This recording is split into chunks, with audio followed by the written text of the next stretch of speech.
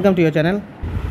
So WBSC-DCL, WPDCL, WBSC-DCL যে recruitment সমস্ত মোটামুটি কাছাকাছি একই, ঠিক আছে। তো PDCL এর যে রিক্রুটমেন্টের যে ফর্মটা বেরিয়েছিল সেটা লাস্ট ডেট যদি দেখো আজকে 13th অক্টোবর, ঠিক আছে। 13th অক্টোবর আজকে ডেট, লাস্ট ডেট। তো যারা এখনও ফর্ম ফিল আপ করোনি তারা তোমাদের ফর্ম ফিল আপ যেটা এটা স্টার্ট করতে পারো।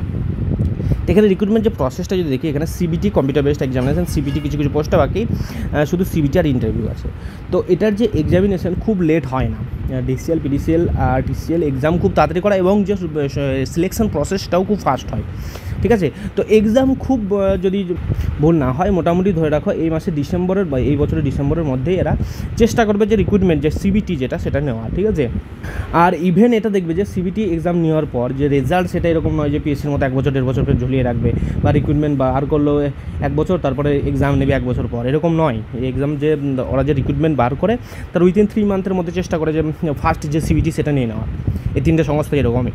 আর যে ফাইনাল যে সিলেকশন যেটা করে, ফাইনাল যে তোমার সিবিটির পরে যে রেজাল্টটা বার করে সেটাও খুব তাড়াতাড়ি বের করে দেয়, উইথিন 2 or 3 মান্থের মধ্যে সব বার করে দেবে। এবং যে কম্পিউটার যে ইন্টারভিউ প্রসেস সেটাকে ফাস্ট করে, এবং যে ফাইনাল মেরিট লিস্ট সেটাও খুব তাড়াতাড়ি বের করে দেয়। উইথিন এরা এই 3টে সংস্থা চেষ্টা করে যে এক্সাম নেওয়ার পর থেকে মোটামুটি 6 মান্থের মধ্যে ওরা চেষ্টা করে যে টোটাল যে প্রসেসটা, ফাইনাল যে প্রসেসটা সেটা কমপ্লিট করে দেওয়া, ঠিক আছে।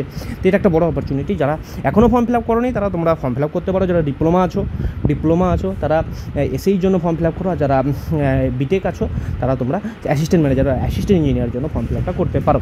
আর যারা নর্মাল গ্র্যাজুয়েশন আছো বা বিটেক আছো তারা দুটোই ফর্ম ফিল আপ করতে পারো, ওই অফিস এক্সিকিউটিভটাও ভরতে পারো। আর যারা নর্মাল গ্র্যাজুয়েশন আছে তো অফিস এক্সিকিউটিভ করতে পারো। এবার এখন কি, আগে WBSC-DCL এর ক্ষেত্রে কী হতো, 3টে প্রসেসে হতো কিন্তু এসএই পোস্টটা।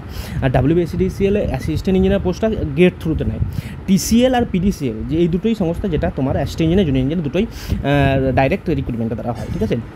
তো আগে যে ডিসিএলের যে লাস্ট এক্সামিনেশনটা হয়েছিল যেটা থ্রুতে আমি পেয়েছিলাম, সেটাতে কী হয়েছিল যে রিটেন যে এক্সামিনেশন যেটা সিবিটি ছিল না, সেটা অফলাইন এক্সাম ছিল, অফলাইন রিটেন এক্সামিনেশন ছিল।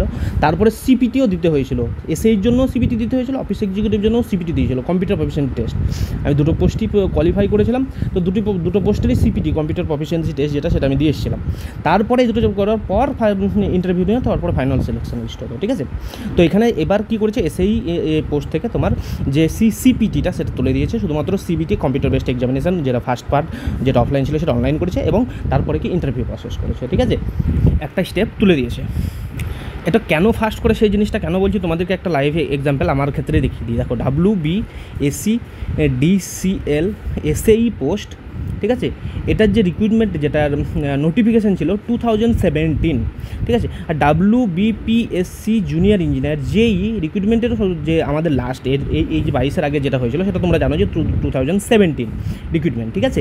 এটার এক্সামিনেশন ওই কম বেশি 1 to 2 মান্থ গ্যাপ ছিল, মানে গ্যাপ ছিল আর কি। ধরো এই এসএইটাও এরকমই।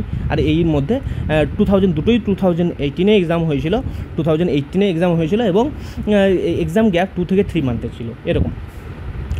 তো আমি WBSC-DCL সিলেকশন হওয়ার পর 2 years job, more than 2 years job করার পর আমার পিএসসিতে জয়েনিং হয়েছিল।